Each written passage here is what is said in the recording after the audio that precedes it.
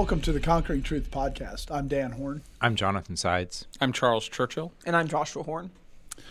Tonight we want to continue talking about the things that we dealt with at Voice of the Martyrs, and specifically just consider how hard it is to deal with sin when it's revealed. And so, one thing that was very obvious to us was the providence of God in what happened. So somebody want to recount what happened even before it was exposed? Yeah, before it was exposed, our church was in the middle of preaching through the book of Isaiah. It's a big book, and we were going relatively slowly through it. This was a years-long process. But along the way, we were looking at the message of Isaiah, generally speaking, is that Israel, Judah, they had lost their way, that they were calling themselves the people of God. They had these external forms of righteousness, but that they were not actually acting like the people of God. And God was predicting what was going to happen to them if they didn't repent. And at the end of the book, finally, there are promises of the gospel and the glories of the kingdom to come. But in the short term, there was a lot of judgment in store for them if they didn't cease their injustice. So we've memorized all the way back in chapter 1 of Isaiah. We memorized chapter 1, and there was a couple of verses in there that were particularly pertinent because they were our framework. They were what was in our background when we go to Nigeria. So verses 16 and 17 of Isaiah 1, wash yourselves, make yourselves clean, put away the evil of your doings from before my eyes. Cease to do evil, learn to do good, seek justice, rebuke the oppressor, defend the fatherless, plead for the widow. They're really straightforward, very plain words. And when we saw those, we prayed in sort of generic terms, oh God, help us to fulfill what you would have us to do. Teach us what we should learn from Isaiah. And we said this over and over and over. Every Sunday as a church, we all said these words together as we're going through learning this passage. This passage was preached to us. God is clearly using his word to speak to us. And then we send some missionaries to Nigeria, and they meet a literal oppressor. If you were going to try and write this up as a novel and write in a bad guy, your editor would kick this back to you and say, "No, that's too over the top. It's too cliche. It's too." And that's only knowing half of it. He's too much of a cartoon. There's no way you can't sell this story. Defend the fatherless. We were talking about literal fatherless children. And plead for the widow. There were literal widows who were suffering. So we've got, this verse is right there, actually happening before our eyes. And the verse commands us that we're supposed to seek justice, that we're supposed to rebuke the oppressor. And so some of us thought, this is what we should be doing. That everything we've been asking for God to do, show us what we should do next, is right here in this verse when we go to Nigeria. And it's actually really hard. And just to fill in God's providence and how that worked, it was the third annual conference in Quetta. And it was the first time that they decided that they'd do Q&A, because that conference has never done Q&A. I just did that conference again a few weeks ago. And Zingak's like, why don't we ever do Q&A? We always used to do Q&A. And the reality is we only did it once, because the pastors got very upset at some of my answers because I answered biblically and they're not very biblical. And so they asked questions about the Sabbath and things that very much disturbed the pastors. So we've never done Q&A, so we did it once. And it was during that Q&A that Zingak was there and raised his hand and said, what happens if you're being persecuted? How should you respond when people are saying false things about you? And so that was kind of how God revealed it to us, is the structure of the conference was different, all these things, and it was done in such a way that it was very clear that God was answering our prayers. I remember the first thing I heard about it was you ended up calling me. I can't remember what time it was, and you said, I need you to set me up an FTP site. I'm going to be pushing over some documents, some pictures, some different things. I'm taking footage of stuff. I want to make sure it's outside of the country. I don't know what I'm stepping into. There's a lot of things here. And it was things that like where Zingak had kept information on, there were stuff was given over and then people were stealing money and it was happening through VOM and it was, money was being embezzled and they were doing, it was lots of different pieces of information. Checks. We had all kinds of stuff. Right. But that was my first, my first little bit of, there's something happening over here. Huh. I wonder what will come of this.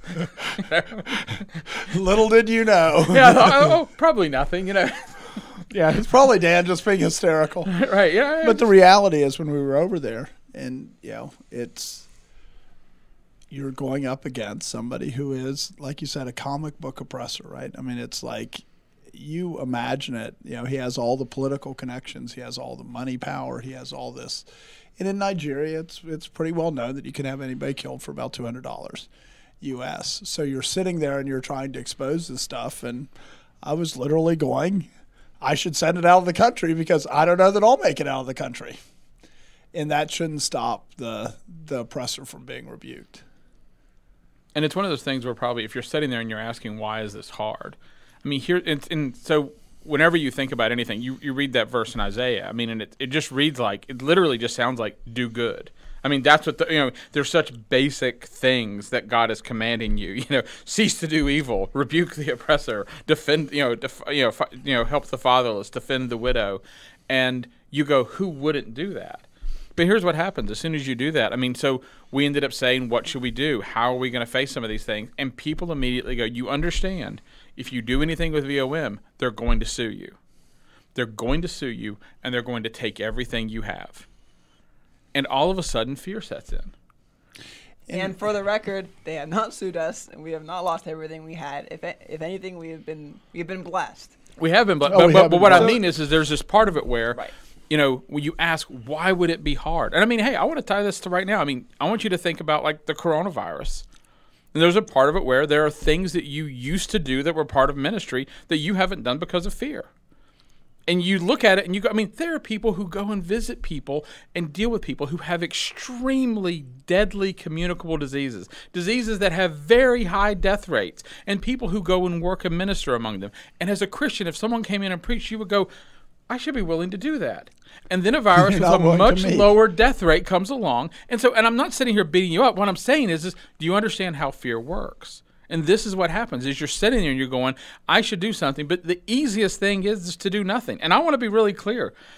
I wouldn't have done something if I didn't have people around me who were willing to do it. I'm not saying I got bullied into it. I'm just saying it was positive peer pressure. I was willing to do it, but I couldn't do this by myself. And it would have been really easy for me just to go, wow, that's tough. I hope somebody does something. That would have been the easiest thing to do. And it would have been very easy because one of the things that happened in this situation, and is probably very common, is after this first trip, as a church, the video got put together and the video got showed to the church. Right. And what we didn't have is people saying, this happened to me. What we had is, in terms of the sexual abuse. So there was some accusations of first person witnesses, victims of, financial malfeasance, but there wasn't, the most, I don't know if it's the worst, but definitely what the culture would perceive as the worst offenses were secondhand. Right. It would have been very easy, and the easiest response is to just say, well, that's pretty difficult. Why don't we write an email to them and tell them that to VOM USA and say this is what we found out, and then and we'll pray for them. Yeah, we'll pray. We'll pray for them. I mean, that's what I mean. That's and that's. I would have agreed to that right then and there. Right. You know what I mean? That would have been easy to get me to agree to that.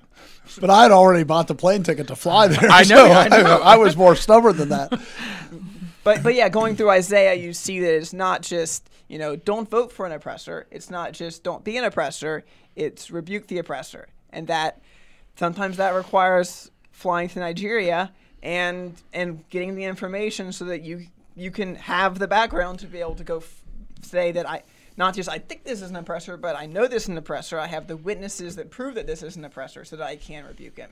And we were in the book of Isaiah at a very very providential time to have that encouragement from Scripture saying, here's what we need to do. It's not just pass the buck. But the fact that we heard about this, and we had the relationships with the people, it's not something that we just read on the internet. It wasn't like digging up some scandal and just running with it. It was something that we had a connection with the people, not the girls who were abused, but we had the connection that many other people didn't have. Right.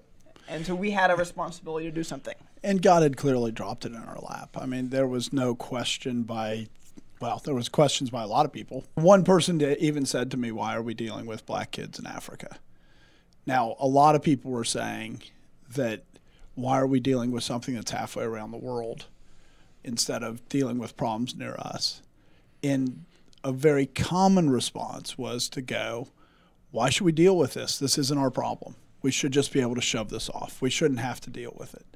And it takes a real battle to say, no, God gave us this. We have the information that other people don't have. If we don't do this, who is? And people don't want to do that. Instead, there's a lot of inertia. There's a lot of, why should we do anything? And you really have to fight it to get people to do stuff. And we should be clear. I mean, we're not trying to argue that if you hear about anything, it's your responsibility to resolve it. It's not just if you hear about something, you have to be the one who resolves it. That's not the argument. It is more complicated than that. But there are things that God does. When you hear about something, you at least have a connection. There's a part of it where if it's connected to you, if it's something you have responsibility for, if it's something you're involved in, you do really have to look. You have to ask other questions. There really is the point that you have to say, am I the most powerful person that knows this? Right. And if you hear something by somebody that's the governor of the state going, we have to fight this corruption, then you don't go, I need to fight this corruption. You go, he's got a lot more power to do it than I do. Right. But when you hear that there's 14-year-old girls being molested in Africa that have nobody to speak to, and you're the only one that knows about it, you kind of have to say, we're the most powerful people God's told. Right. If not me, then if who? I don't say something, who is? And what other children are going to be suffering? Right. And it doesn't mean that it's easy, though, because, it ended up splitting the church. It ended up causing great difficulties and great blessings. I don't mean to say that there haven't been tremendous blessings. There have been, but it's really hard because so many people want church to be a social club. And that's what was happening in Isaiah's day. They would go and they would have their feasts, and they would go and they would sacrifice their animals, and they would go, we're the people of God. And God's going, are you dealing with sin? Are you caring for the poor?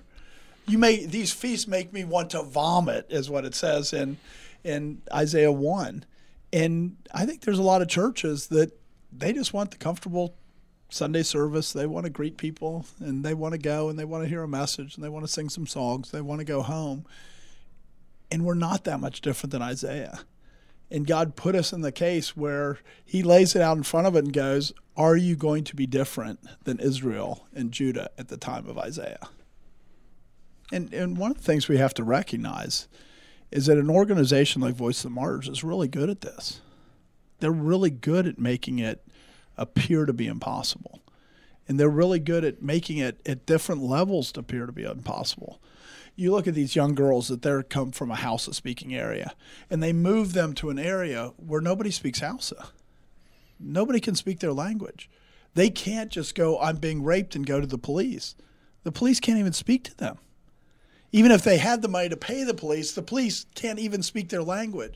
So they set it up so that these young girls are being raped, and they have no recourse, none at all.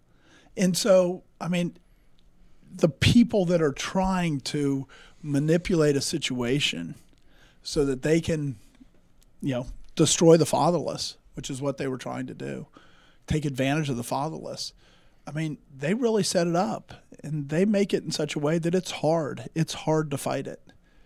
You should read some of the documentation that VOM does that you have to sign. Now, I never went with Voice of the Martyrs. I didn't sign it. And Jeff Arnett, who went with Voice of the Martyrs, he refused to sign it because he said it's too flaky legal language. So he ended up not signing the non-disclosure. But the non-disclosure that they require is even if you find criminal activity, you're not allowed to report it, because the criminal activity in third world countries, it's so hard to judge, and you really don't know enough to be able to figure out whether it's criminal or not. So you're not allowed to speak about it regardless. And so they put people under these non-disclosures that make it very difficult. And Voice of the Martyrs never sued us, but there's other people that were talking to us, and then all of a sudden they won't say a word to us anymore. My suspicion is threat of lawsuit. It might just my guess is it's threat of lawsuit. Even that they though go, they would this is lose the this non-disclosure lawsuit. that you signed. And even though I think in the U.S. courts they'd go, you're not allowed to force a non-disclosure to hide crime. Right. But how many thousands of dollars later? Right, exactly. It can be money, and they know that, if we're costing Voice of the Martyrs $20-30 million a year, Voice of the Martyrs is going to spend a lot of money to do what they can to stop that. Right, and that's a bit. I mean, someone left the church at one point saying we can't do this because we're going to be sued. And now there's a lot of things going on in every situation, but that's what they said is we can't do this. We're going to be sued. And there are so many ways that these ministries that are doing evil things, that they set it up to hide their evil. And it takes real stubbornness. I mean, the church had real stubbornness to deal with this, because we've been dealing with this for 4.5 years. It's not like, or almost 5 years now. It's not like this is just new. This is something that takes real perseverance and real work, and it's not what people want in Christianity. What they want in Christianity is a warm hug. And it did take dedication from us, but what we were doing also was pretty minor, and the risk we were under were pretty minor. I mean, the people in Nigeria, the victims, the other people were testifying. I mean, what was the worst that was going to happen? We lose a bunch of money. We lose all our money. I mean, we probably still going to have a house, going to have a car, going to have a job. We're still living in a safe country. In the end, our risk is pretty minimal. Yeah. And you know what? If you lose all your money because of this, you're going to feel pretty good about yourself too. Versus the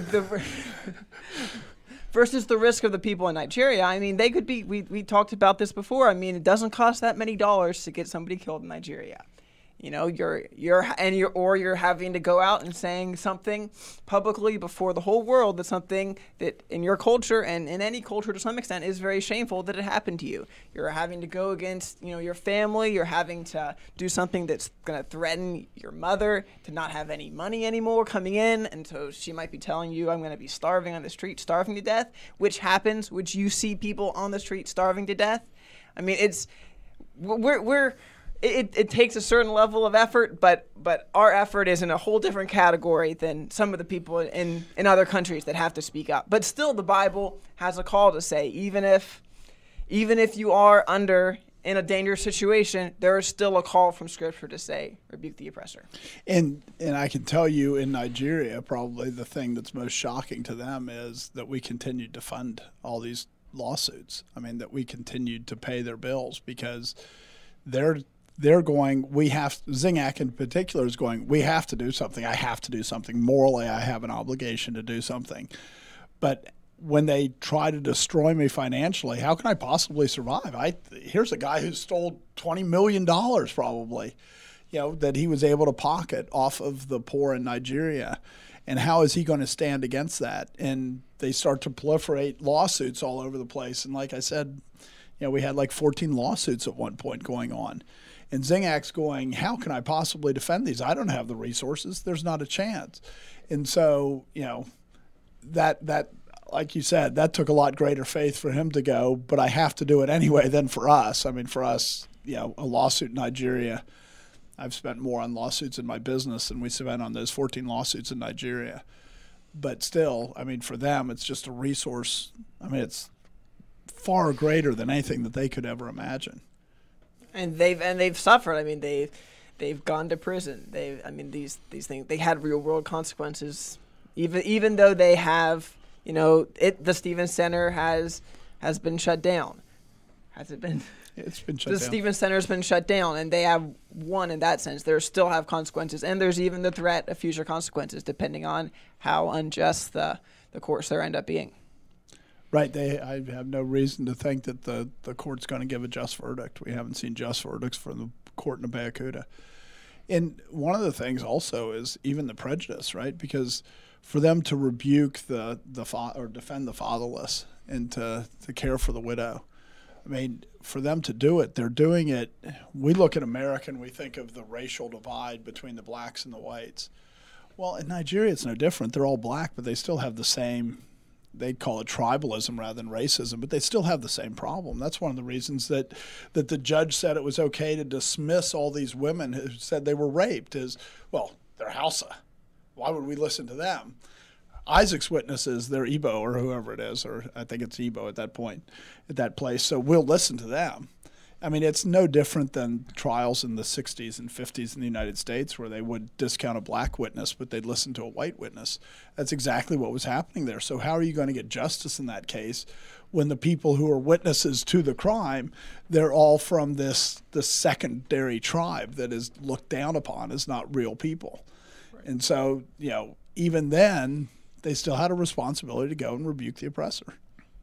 I mean, so one of the things I think, too, is if you're a church, there's this part of it is how do you actually – I mean, I think this touches on some of the things we talked about, like in the Ravi Zacharias podcast, about you have to have the attitude of looking at the possibility that people are false, are false teachers, that everyone who says they're a Christian isn't really a Christian. And you even have to look at people who are Christians as they're still sinners. And they still have this tendency that they and so like you're talking about how do you arrange things, how do you structure things, like at your church, where do you let children be? Do you let them be where they? I mean, there's all these sort of things, but the way you have to approach them from the view of everyone's a sinner, people who are Christians sin.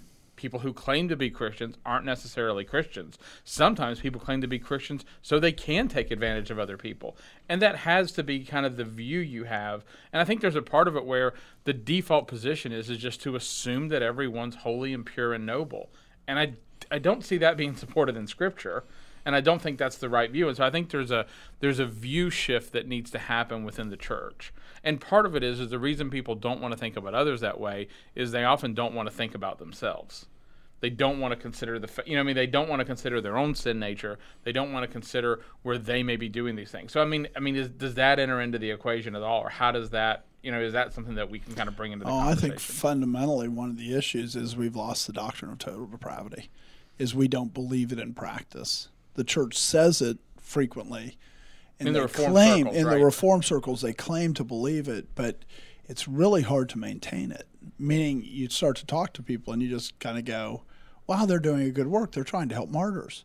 Instead of, no, they're depraved. Right. They're trying to take advantage of people. I'm always amazed at how many Reformed Baptist churches I've gone to that have Voice of the Martyr stuff in their literature rack where they're advertising for them. But if you go and read their statement of faith, why would a Reformed Baptist church ever support them? Right. All you have to do is read what they call Christians, and you go, these aren't Christians. These aren't martyrs. Right. Why am I supporting them? But they don't even make those basic efforts because they go, they're helping martyrs. That's a good thing. Or they're instead just, of or actually even asking just the question. Helping people. That's a good thing. I mean, there's this part of it but where. But Voice of the Martyrs is trafficking the name of Christ. Right. And so it's more than just saying we're helping people. That would be okay. Right. But they're saying we're doing this in the name of Christ. No, but what I guess I mean is there's this part of it where we don't believe that someone who's willing to traffic the name of Christ we then think that they're probably still helping people. But the more we look into Voice of the Martyrs, the more we even begin to question, are they, how much are they actually even just helping people? Whether Wang's a martyr or not, they didn't do anything for him. Right. They didn't do the things they said they were going to do for him. And here's what they were doing for widows, right? What they were doing for widows is convincing widows to prostitute their daughters. Right. A lot of these widows knew that their daughters were being molested, but they weren't willing to give up their $20 a month stipend that they were receiving by having a child in the Stevens Center. Right. So they knew it. When Mrs. Dogo went and met with the widows, these widows are complaining that Isaac's sleeping with their daughters, but they're not willing to give up the $20 a month. Right. And this is what they're doing in the name of Christ. They're getting mothers to prostitute their daughters. And they say that this is the work of Christ. This is the work of Satan. This is evil. But yet they're saying that this is Christianity. Yeah, I mean, giving money can easily make things worse if you're not using it for the right reasons. I mean, some percentage of people recognize that that's true at the government level, that, you know, welfare programs might not be that helpful, but probably less people recognize that ministries can do the exact same thing. And a lot of them very likely are doing the same thing. A lot of the big name ministries, that the money that they're spending is giving people in those countries power that do not need any more power than they already have. Yeah, specifically overseas ministries. Because overseas ministries, it's really hard to hold them accountable. It's really hard. It takes real effort. And if the ministry wants to pretend like they're being held accountable, they can create a structure that looks good and nobody can verify anything, because it's hard to get to Nigeria. You have to have an invitation. You have to get a visa. You have to, I mean, you go there and it's dangerous. You can't just walk out of the airport without knowing somebody, or you should expect to get mugged and robbed and beaten and left for dead. Kidnapping's rampant over there. It's not like somebody can walk in and actually audit them. I mean, it's not a country that you can just walk into and audit them. So somebody who's trying to do evil, and these are the places that need help, but somebody who's trying to do evil, they know there's a border that it is impossible virtually to cross through that border and actually have accountability. To go to Nigeria and hold anybody accountable on that side, it's hard. And I had been there multiple times before, and it's really hard. But if you didn't have any contacts there, it's pretty much impossible. And I'm sure it's not even always the ministry in the U.S. that's trying to do evil. I mean, at least not this particular type of evil, not, you know, sexual abuse type of evil. I mean, but, you know, if they can do good, quote unquote good, in a foreign country and get those pictures back, they can raise money. That pays their salary. That lets them raise more money to help more people, according to their rationale. And so it's very easy for them to overlook warning signs, because they're not, as often as not, their people who are actually, you know, they're not giving the money to the people that actually are the end recipients of it. And so it's very easy for them to overlook warning signs from the middlemen, because they have a lot of incentive not to investigate. Because if they have to, they'd be killing the goose that lays the golden egg if they're eliminating their means of fundraising and their way to spend this money that they're getting.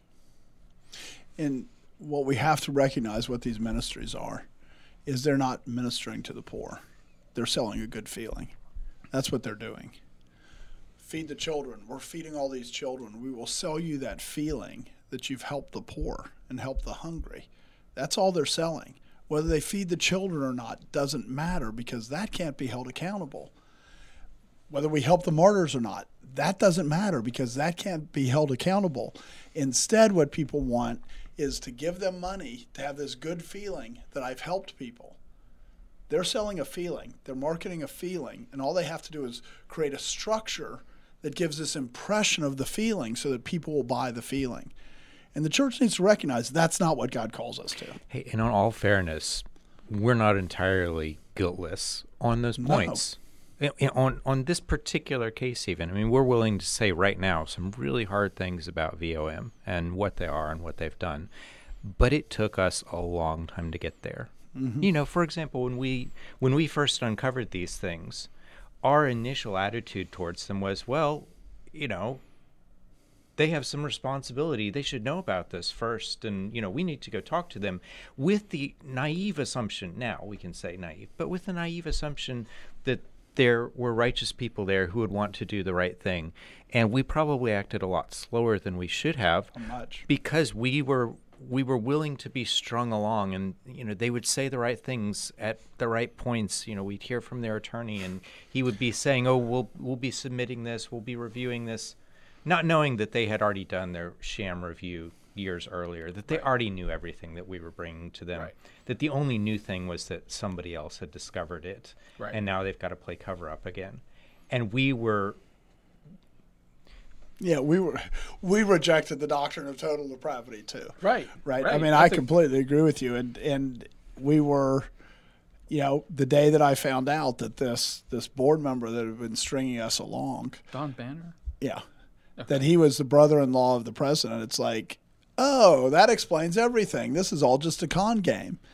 But I wasn't thinking this is all just a con game until I found out who he really was. And it's like, he's saying, I'm going to investigate the president. I think the president's doing the wrong thing, and he's his brother-in-law. Right. I mean, it was all just total lies, total distortion. Which a brother-in-law can hold someone accountable, but he didn't, and so right. But all of a sudden, his delay after delay, where he says, "Oh, I'll have this next Tuesday," and then he gives it to me 2 months later, and he was doing all this time. Oh, I'm sorry, I got sick. I had to travel. I have a lot of legal business, and all the stringing along. I allowed the stringing along because I thought we did. He was sincere. As a church. Yeah, as a church, we did. I mean, and I was the primary contact, so I'll take the primary blame. But, we accepted the stringing along because we wanted to go, it can't be this evil. And the reality is, it can be this evil. And that's part of why it's so hard, is that you have to go, no, people really are this evil. They really are. They really will structure something so that girls can be raped. They will really set it up. They're really willing to allow girls to be raped to make money. They're fine with that. And one of the reasons why we're willing to believe that, I mean, in America, one of the false ideas that's told that pushes against the doctrine of total depravity is that what people just need is education or information. And there's this idea that it's not just here; it's all over the world. Right, yeah. but literally, that's what we were doing. Is we're going, oh, now we've notified the people who are funding the child molester that they're funding a child molester. I'm sure this will all get taken care of. And I mean, and if really the only thing was just pure ignorance. But I mean, but we also know that the way we didn't stumble across it. Like, I mean, we didn't stumble across it in the sense of like we were the first people to find out about it. As soon as we found out about it, Zingak told us he had told them before. But we're like, well, they probably just need to be Jeff told again. told us that they were told before. Right. It's like, no, Jeff went there and told them. They probably just need to be notified again. You know what I mean? I mean, and that's what I mean. It's that sort of. We told Jason Peters, but maybe if Mark Underwood knows, then we'll find. And it's like, no, the reality is naive we all know how weak of a word. That's how. I mean, we just didn't want to face reality. Right. But it's a difficult situation because you have to. I mean, you have to go through some of the right steps, to have credibility. Because you can't hear one thing and then release it to the world. And so it's hard judgment calls of what your duty is to talk to people, and when they're trying to lay you, how long do you let that go on? And it's difficult. I just think that with hindsight, with training from God, let's put it that way, I hope that I've learned things through this process, is that hopefully I can see when I'm being led on. Hopefully I can be more observant and notice these things. And we could have put down lines in the sand earlier. Instead of saying, yeah, we'll keep letting you delay, we go, you know about it, do something in the next month, or we're going to take another step. That's what we should have done. And we could have shortened the process. There's girls being abused right now. We need to stop it now. We'll give you 2 weeks. Right. And we could have done that, and we didn't do that. Right. Instead, it's like, oh, no, I need to figure this out, and we need to gather this information. It's going to take a while. I've contacted people at Voice of the Martyrs. It will take them weeks to gather the information together. No, you know this stuff. Right. And you have a lot more funds than we do. You have a lot more resources than we do. You have employees all around the world that are on the ground. We have to send people, and somehow we've been. I mean, that's what I mean. Is there was just plenty of evidence that we were being just too weak of a word. It's willful ignorance. It's us willfully saying, they can't be this bad. Right. And that's part of what makes it hard to deal with these things, is you have to be willing to say, no, people really are that bad. Right. I mean, I just don't think that, just the idea that people wouldn't kill people to win an election in the U.S. Yes, they would. They have before. Right. It wasn't just the machines. Billions of dollars there's trillions of dollars at stake. Of course they'll do this. And we need to stop thinking of it like that people truly think that man's made in God's image, so you couldn't destroy them. Because there's plenty of people that, I mean, we know that Bill Clinton bombed an aspirin factory or a Tylenol factory or something in order to cover up for Monica Lewinsky. He didn't hesitate to kill people. And we need to recognize that is the nature of man. And that's the nature of these ministries that are just manipulating the name of God to make money. And it's very easy for us to think people aren't like that, when the reality is they are. And the problem with Voice of the Martyrs and other ministries isn't necessarily that something went on under their watch that was wrong. Like even you found out on the last trip a few weeks ago that we sent money to Nigeria, and a few $100s was stolen by someone and used for not the purpose it was intended for. And not millions like Isaac, though. But the question is, when this is brought up to you, how do you deal with it? Do you deal with it by covering it up, or do you take swift action and righteous action? And so just because someone says something was misused doesn't mean that everyone was guilty. But if you look at their response, it should quickly become apparent if they're acting righteously or if they're acting to cover things up. Right, because there is a big difference between wanting to obey Isaiah 1 and not. There's a big difference where you go, girls might be being raped. We need to stop that. We've been funding that. We need to stop that now, versus how dare you suggest a thing? That couldn't be going on. I mean, those are two very different responses, and one's a Christian response. Who cares if it brings shame on us? The reality is we're supposed to be helping the weak. We're not just to be going, I want my reputation to be pristine. We're supposed to go, it doesn't matter. We're going to deal with those who are suffering. We're going to deal with those who are being treated unjustly. And the attitude sometimes just really, I mean, it's amazing how willing people are to close their eyes. I mean, and that's kind I mean, that's what led to the church split, is that there were just a bunch of people that just wanted to close their eyes and go, we don't have any responsibility here. I mean, and it's in simple.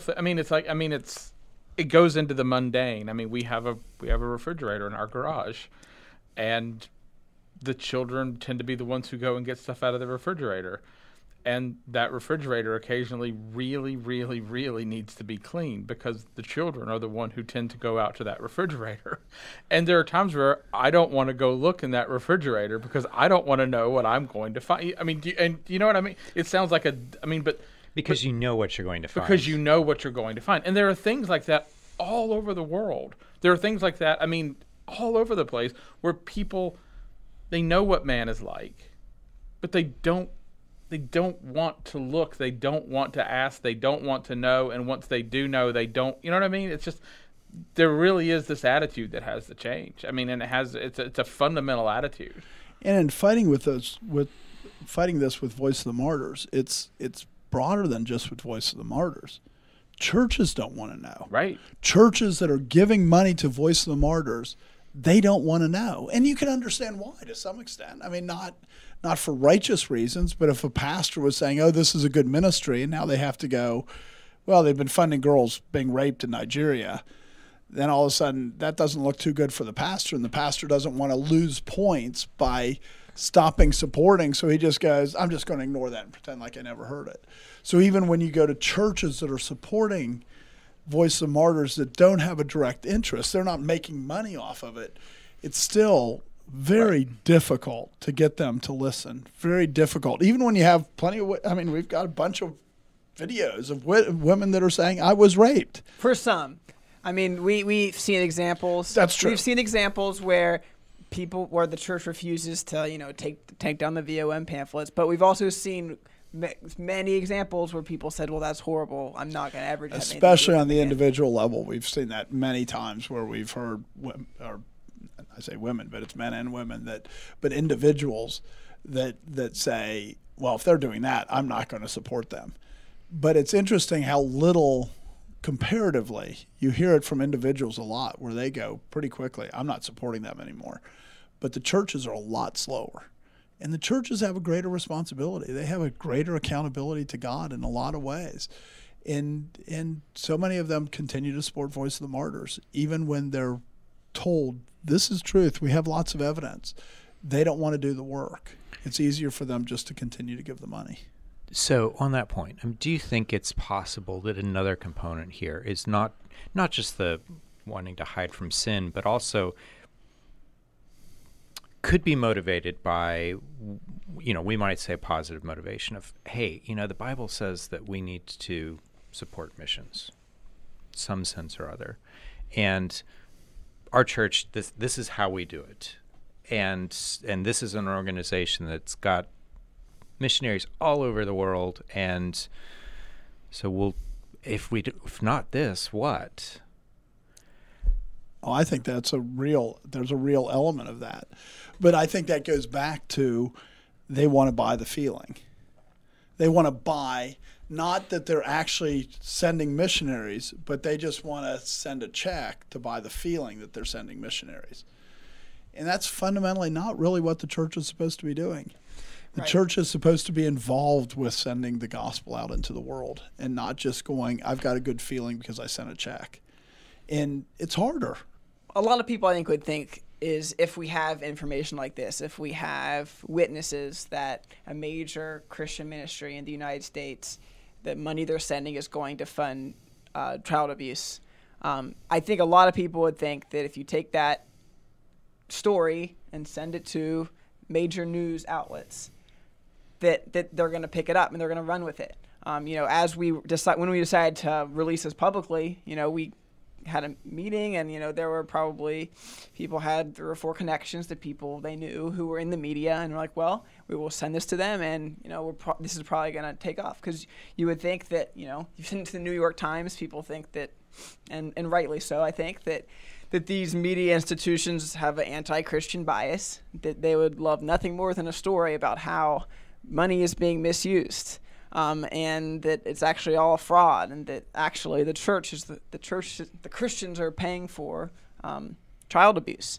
But we found that was not the case. And it was interesting because a lot of times the local people are like, oh, wow, this is a national story. They'll pick it up. And they couldn't get their connections at the national level, where you have like the local CBS affiliate. They couldn't get the national CBS affiliate to pick it up, even though hearing the story, they went, oh yeah, they'll pick it up. They wouldn't. And it was very hard. And it was interesting because I had a conversation with a friend of mine who's the director of a rescue mission. He's like, you don't understand how powerful these ministries are. These are the people that they go to for photo ops.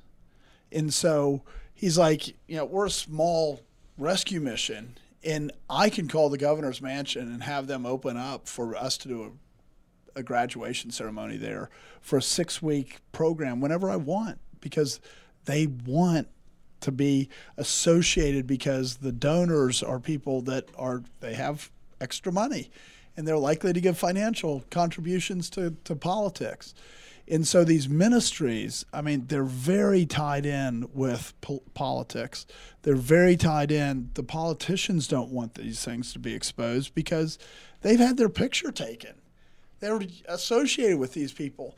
And so the media doesn't want to do it because it hurts them politically. There's this huge force pushing against it that you don't realize until you try to get this stuff covered. And then there's internal things, right? Like Christianity Today would cover it, but to get World Magazine to cover it was next to impossible. They finally ran an article on it, but they're like, we're not going to touch anything with Voice of the Martyrs. They wouldn't run anything on Tom White's suicide. They wouldn't run. There's all these scandals going on, and World Magazine's like hiding it, but World Magazine was a split from Christianity Today years ago, and Christianity Today is kind of the liberal one, and World Magazine's the conservative one, and Christianity Today was happy to run stuff with it. So it's the political connections, there's all these things behind the scenes that are going on that, it's just very hard to understand. And there's other levels to it. There's racism, there's classism that are associated with it. When we were trying to publicize this, when we were trying to push this out, it was right in the middle of the big Me Too movement. And it was also right in the middle of the huge scandal that was part of the Me Too movement with USA Gymnastics. And quite frankly, nobody cares about poor black girls in Africa. We care about pretty actresses. We care about cute gymnasts, but we don't care about poor black girls in Africa. Right. And it's exactly the same thing. Powerful. Only they have a lot less power than gymnasts in the U.S. It is a different scale. It is. The imbalance of power is a lot different in Africa. But structurally speaking, it's the same thing. You have powerful men backed by money who are using their position and their money to take advantage of people who are relatively less powerful. Right. And the separation is a lot worse over in Nigeria than it is in the U.S. And that is a significant thing, right? Because there were a lot of actresses that didn't sleep with the producers. They just said no, and nothing happened. And there were the gymnasts that wouldn't sleep with the doctor or whatever. And they stayed on the gym team, as opposed to Isaac would actually have people killed. I mean, there were people that were dying in the orphanage. And if you cross Isaac, it could be life-threatening. And so they couldn't just go no. It was a lot, you know. So, I mean, I agree with you, but it's a different scale at the same time. It's a different scale, and in a sense, it's a bigger story. Because it's a much bigger story, because yes. it's nastier, because it's worse, because you have even more vulnerable people than what we have in front of us as being people who are vulnerable, as being people who were taken advantage of. And you've got an even worse case where you could say they're victims of human trafficking because they've been taken away from their home. They've been put somewhere where they can't escape, and they don't know the language, and the police aren't going to help them. And we actually had the human trafficking organization in Nigeria that was pursuing Isaac when he died. So we even actually were going that way, and they were agreeing that this is human trafficking. So. Right. And the United States media didn't really care about it. Christian media in the United States didn't care about it. And the answer is at a certain point is news is a product that's sold. And there is a literal point at which they decided whatever other stories they had would sell better than that one. And and so there's and part of it is just the weirdness of judgment, because really? That's kind of my response to it. I would think it's got everything. Right. It's got but power, my guess it's got is they probably abusive their ministry. It's got, and I'm not saying they're wrong. I'm saying I'm wrong. But Right. I'm saying when I think about it and you listen to the story, it's got all these elements that you would think would make it a major story. But the media didn't want to touch it at all. And I accept the fact that they judge their market better than I do. I'm not saying that they don't. Right. I'm saying that, externally, the things that you think would sell, you'd go, boy, this doesn't sell, really? And the answer was they didn't think it would. Or it just didn't sell as well as, like you were saying, like, pop actresses and all that. It just because at the moment it's a market. So one takeaway here is don't trust the media that they have actually done their diligence in investigating people. I mean, not long after we came out with this stuff, there was the whole stuff with accusations against Judge Roy Moore down in Alabama. And people were saying, well, this is impossible that this is true because he's been a public figure for years and the media hated him. And why wouldn't they have announced it? Well, without getting into details of whether or not that was true, that's not a good argument, because just because from the outside we think they have the incentive to go after this guy and investigate it fully, the reality is that often is not the case. Right. It's a business. And the news business is a business. So they're not in the business of the church. The business of the church, though, is to rebuke the oppressor. It is to defend the fatherless. It is to plead for the widow. And the church needs to get back into its business, or it should expect the judgment of God. Right. I mean, one of the things, and I think we should do a podcast on it at some point, but is there are many industries in the world today that exist because the church has failed to do certain things. The church is appointed by God to speak. I mean, that is the role. That is one of the biggest roles that the church has. Is they have been given the obligation to speak to what is righteous, to what is evil, and they've been appointed to speak to it in all matters of life. And the media has kind of taken that over. And one of the reasons they've taken it over is because the church has given it to them.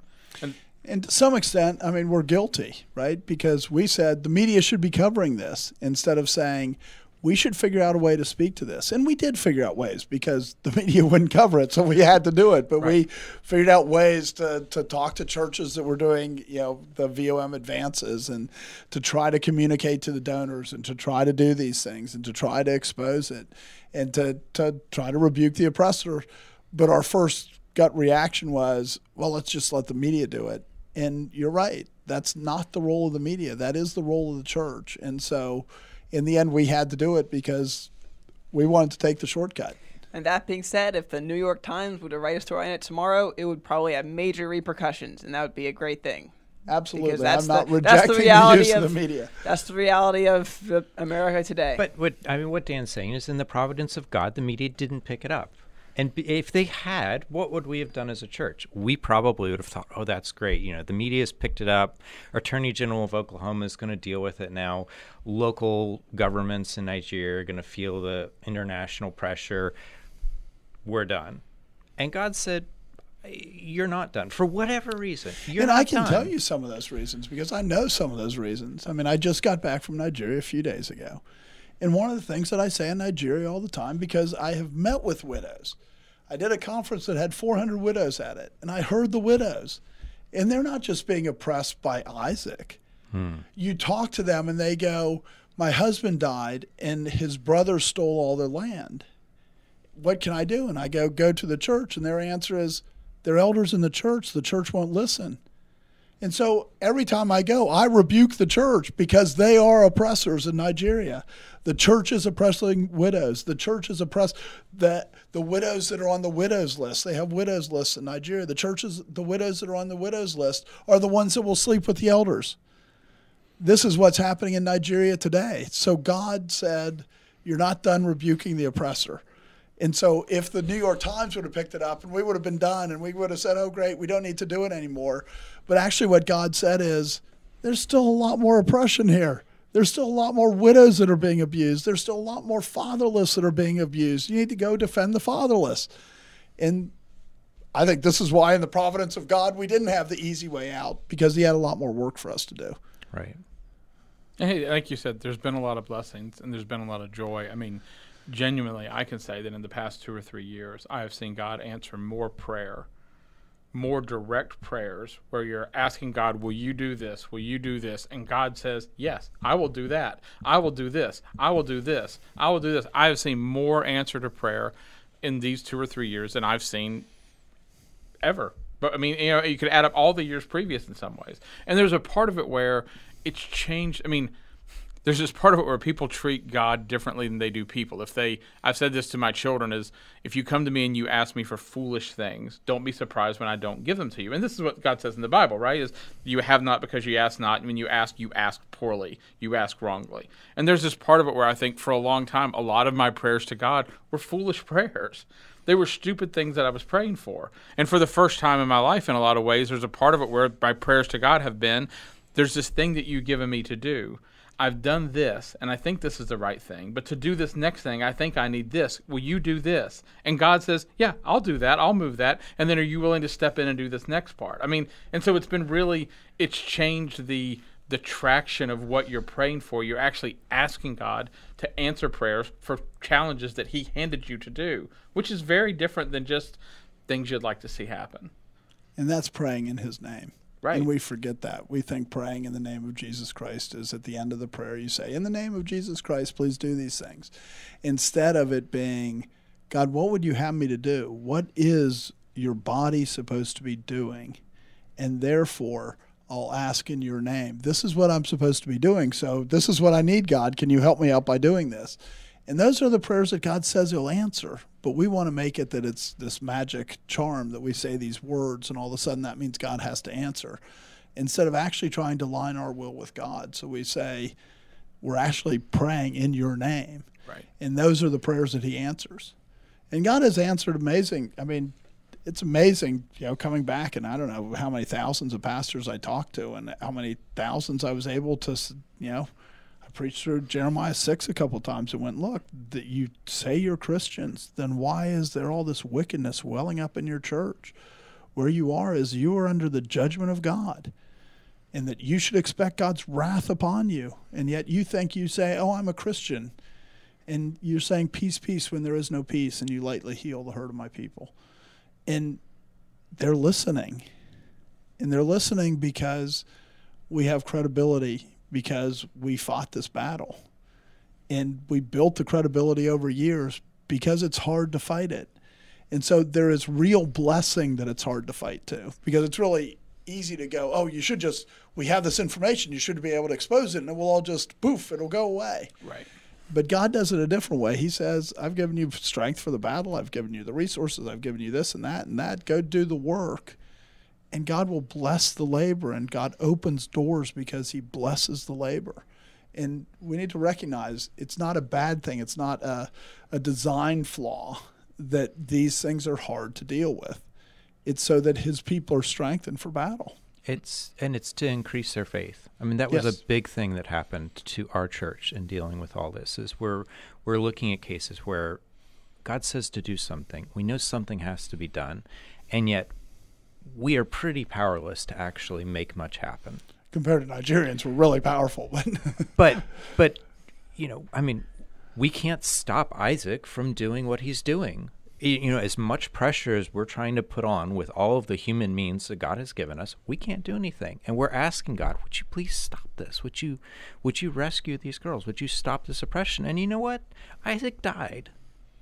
And even before that, a lot of it stopped because we exposed it enough, right. and the there was students scrutiny. left, and yeah, but yeah, in the end, God killed Isaac on my birthday. We remember when that happened, that the next time we met together to pray as a church, that we said, thank you, God, for answering our prayers. None of us saw it coming. None of us were praying that Isaac would die. Right. that we were just praying that it stopped. Right. That was not the content of our prayers. And God said, fine, I'm going to answer your prayers. Right. And our church was strengthened by that. Right. The day before he was supposed to go testify in an earthly court, he found himself facing the judge of all the earth. Right. And that is a huge, huge, huge thing. Or actually, he's in a holding cell waiting to face the judge of all the earth. Not a very comfortable holding cell. No. Even worse than Nigerian prisons. Yeah. Which is where he was trying to send other people. And so when we talk about this being hard work, we're actually talking about it being worthwhile work. That this is actually what God has given the church to do. And when the church does what it has been made to do, the church prospers. Things go better for the church, but in the moment, you don't realize that. That's hard. And we've talked about that. I mean, you fear in the moment, are we going to get sued? We know this is the right thing to do, but this thing might happen. And it gives us pause, and it causes us to react slower than we ought to. Right. And at the same time, it does cause us to pray. And then God does what's good for his church, and it works out well. And I think that's a really important point, is that the point of the church is to bring glory to God. We're the body of Jesus Christ. And it's really easy for us to go, why wouldn't the New York Times cover it? But if the New York Times covered it, the New York Times would get the glory for breaking the story. Instead, God keeps the glory with his church, because that's where his name is. That's where he receives the glory. And so part of the reason that it's hard and that we can't use earthly means is that God has a bigger plan, and his bigger plan is his own glory. And if he made it easy and he made worldly means work, then it would steal his glory. His point is not just to stop the rape of the girls in Africa. His point is for the church to be glorified, because the church is rebuking the oppressor. The church is pleading for the fatherless, is defending the fatherless and pleading for the widow. Right. There's a part you'll hear over and over probably as we talk about this. This is one of the things that we're commanded to do in the church, is to exhort one another to love and good works. And so there's this part of it where, like you said, if we had gotten the easy way, there wouldn't have been anywhere near as much exhortation to love and good works. The love and good works would have been more ethereal or, less concrete. You know what I mean? I mean, there's this part of it where the love and good works became more realistic. I mean, you know how to pack a bag to make sure you get as many prosthetic parts as you can in to hit 50 pounds exactly, so that you can take as many. I mean, there's really specific aspects of love and good works that have come out of this that have been, you know what I mean? And you think of church meetings, right? And since I'm a sole elder, we have meetings with the men of the church, because, I don't want to be operating as, without accountability. And you look over the last 5 years, how many of those men's meetings, 50, 60, 70, 80% of them were related to Nigeria. And it ends up that the church had to wrestle with a lot of things, and it had to figure out what's the right thing to do, what's the righteous thing to do. And the church had to put a lot of labor in. That's not a bad thing. Right. The church doesn't think it should put labor in. It should think it's, it's a free gift of God. So therefore, what do? Nothing. Instead of going, he's our Lord. He has made us his servants. We're supposed to be serving.